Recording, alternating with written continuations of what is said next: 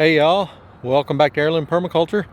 It's the middle of May, it's 4 o'clock in the afternoon, and it's a balmy 64 degrees. I don't know what's going on with this, but we're setting record low highs, and it rained all morning, stormed quite a bit. I guess there's a chance of some more coming, but with the temps like this and the cloud cover, I can't imagine it's going to get too bad. But I figured I'd bring y'all out to the front garden and we kind of check to see how things are growing, and kind of give you an update on the shade cloth, how it's working out. Update you on the lettuce that we talked about a couple videos ago, and some new developments, some things coming up, and kind of the growth of some things out here. First, let's talk cucumbers. This is straight 8 cucumbers. This would be good snacking, slicing, good for salads, stuff like that.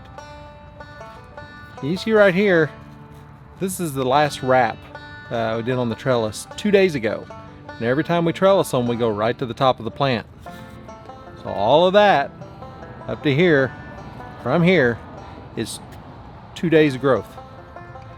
I think they're growing okay. So I'm starting to think that this is more than sun scald. We've had the shade cloth on for a few days now, and some of the new growth is showing the same signs. I don't know what it is. The plants are growing fine, they're producing fine, and they don't show any of the typical symptoms. I'm not seeing any pests, any cucumber beetles, anything like that. So if you've got any idea what this is, and I'll show you up close, I'm all ears.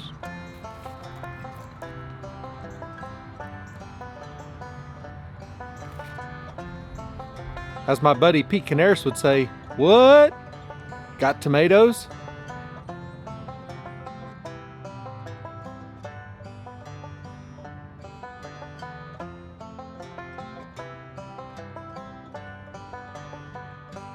Anybody hear bells ringing?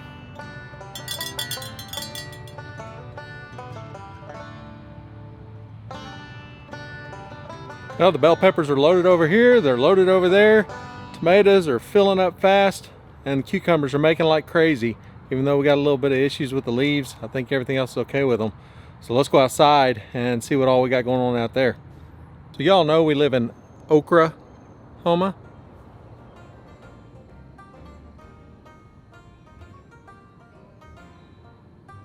So the okra is coming up, and the leeks are doing pretty good over here. They'll be ready in just 2, 3, 4 weeks maybe. It looks like we're going to have a pretty good progression of them. We have some a little farther along than others. Over in the area here, we've got different squash and corn and stuff popping up.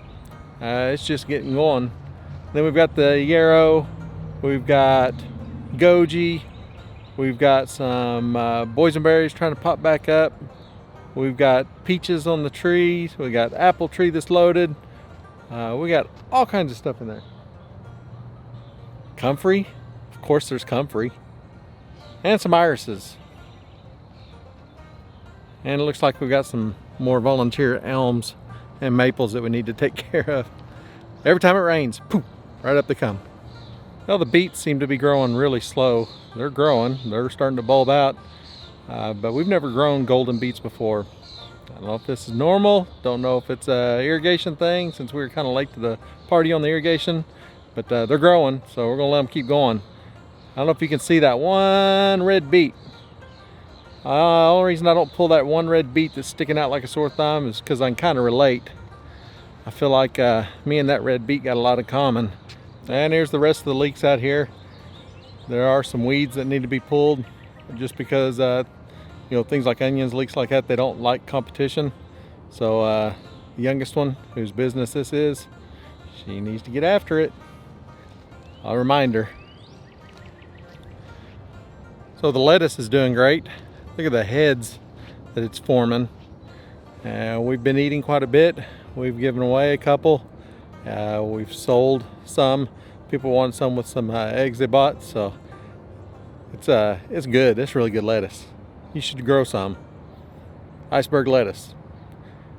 It's not your grandpa's iceberg lettuce. Maybe it is your grandpa's iceberg lettuce. It's not your supermarket's iceberg lettuce. But we got a video about that. Go back and check that one out. So we're growing onions from seed this year. Never grown onions from seed. Never planned on it. Not even sure I ever thought that kind of a possibility for just a home gardener. But look at these onions.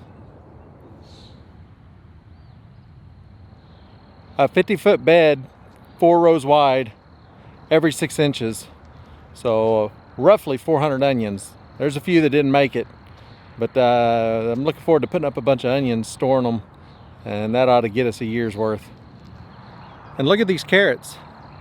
We've never had a stand of carrots this good. And remember, we planted these with the Jang cedar.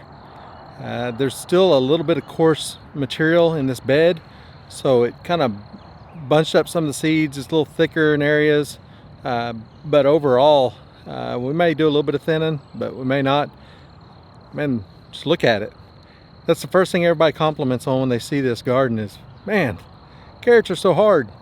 So I told them, we used a cedar. That helped with the straight rows and the even planting, mostly even planting. And then when we put them down, we immediately watered, and then we covered with a tarp, white side up, and kept that moist underneath there. And that really helped with the germination. And it was on there for 2 weeks or better.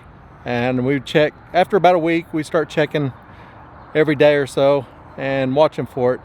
And then as soon as they start popping up, pull the tarp off. And I think maybe once, maybe twice in that 2 weeks, 2+ weeks, we went ahead and watered it a little bit more, but surprisingly it was staying really moist.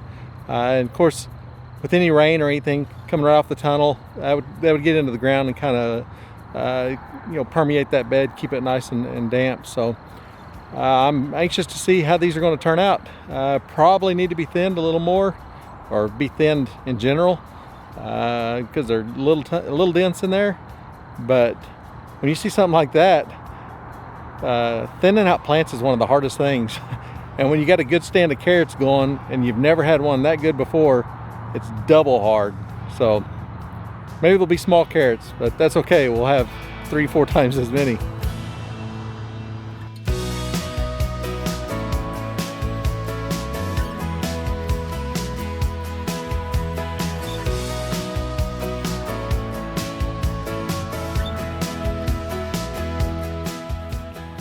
Now look at this garden bed.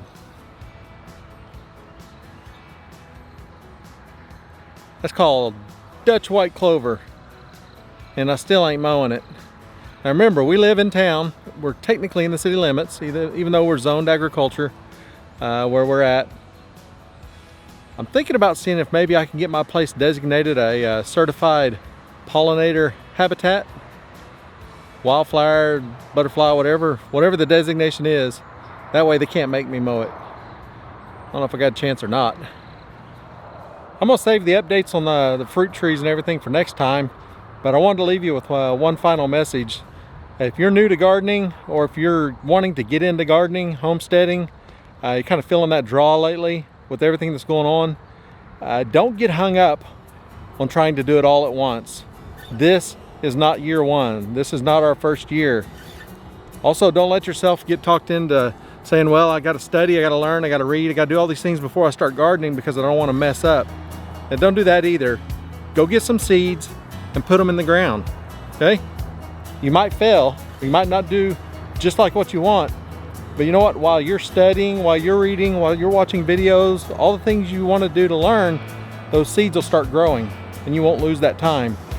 So if it's just a little bit you need to learn and you want to wait a couple days, a week or whatever, just think it'll be better, go ahead, but don't sit out 2020 so that you'll be ready in 2021.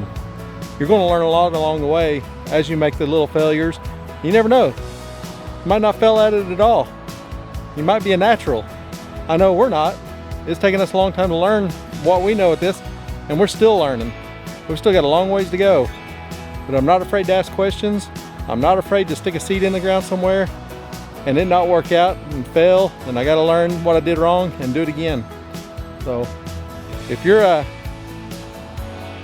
love it when people stop and stare at the garden. But that tells me I'm doing something right. But anyways, I won't lose track there. But just get out there, plant something. Grow your own food.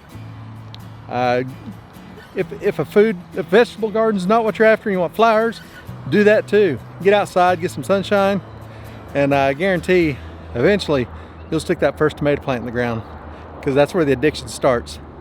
We'll see y'all next time. Bye.